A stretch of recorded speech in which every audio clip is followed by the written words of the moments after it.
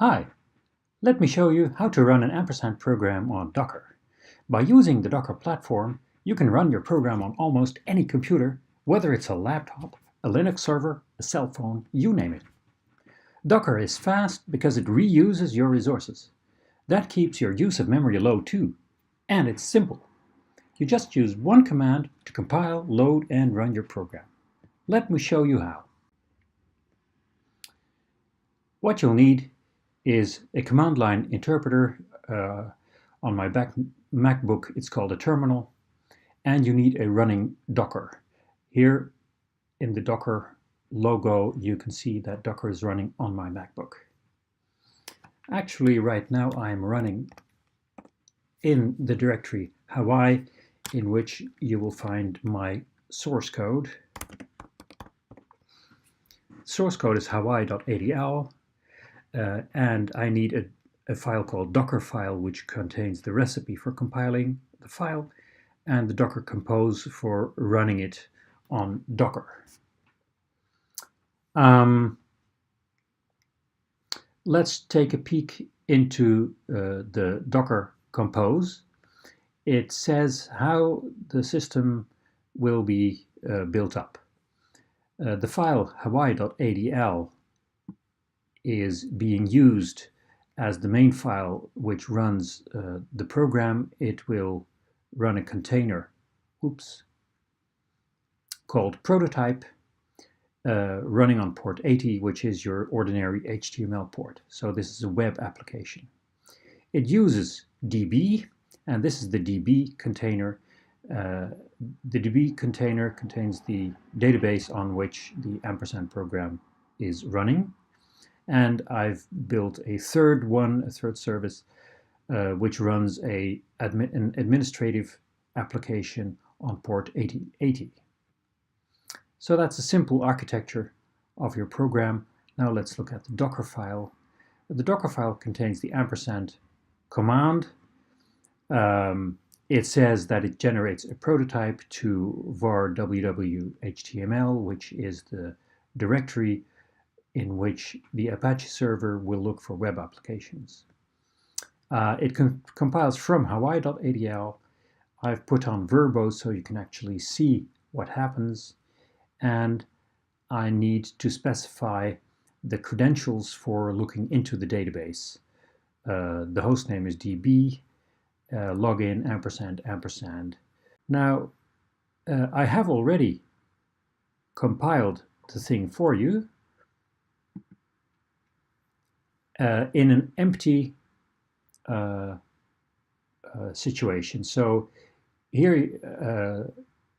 in the command docker ps gives me a list of all containers that are currently running, and what you see is just the header with all empty columns, so there are no containers running currently. The command docker images gives me a list of all images. Same thing, you just see the column headings and not the images itself, so it's an empty system. Then I give the command docker compose up -d. Docker compose up brings up the application. -d means it's running in the background and it will persist even when the computer shuts down. I've put time in front of it in order to show you how fast this is. The first time I run it, it's got to load all the images from Docker Hub, and that's what happens here. It has pulled up all the images it needs. Then it starts running the different steps in the Docker file, and here it's running the verbose version of the Ampersand compiler, and here you can see that the compiler is loading tons and tons of static software, and here it's done. It's generating the system. All that stuff is then written to var www.html. Some more stuff is pulled in some PHP tools, and then it says, okay, I'm creating 3 containers, Hawaii DB, Hawaii Prototype, and Hawaii PHP tool. Done, done, done. It takes 1 minute 45 seconds. This is only the first time. The second time it does that, it is almost instantaneously, because all these images have already been loaded, so they're now in my computer. If I now do Docker PS, it says, well, you've got 3 containers running, Hawaii Prototype, the PHP MyAdmin application, and the database. And if I now look which images are loaded into the local repository of Docker images, that is the Hawaii Prototype, which has just been built, and the Ampersand Prototype, the PHP MyAdmin, and the database. These are loaded from the internet, and as you can see, they've been generated some time ago. So let's now look at the application which should be running in localhost. And ta-da, there we are. And if we look at the overview, then we get the user interface for this application running happily. Well, you can just do whatever you need to do in this application.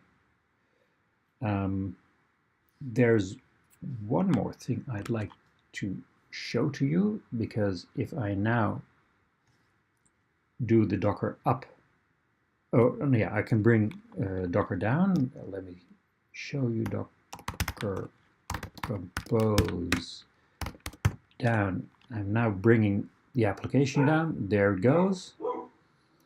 And if I now look at the application, I do it Control R, it says, well, there is no application because all these containers are down. So this is what we'd expect. Now let me redo it again. Docker up, Docker compose up D, time, I'm timing it again. Poof. And as you can see now, it's a whole lot faster. It has now taken 4 seconds to spin up the 3 containers. And of course, we have to establish that the application is running. So that is reload. Cannot connect to database. Let's just see what happens here. Let me reload again. That's a lot better. And I think we have to reinstall the database. And there we are again. Okay, I hope you enjoyed this little demonstration, and I hope to see you in some other video.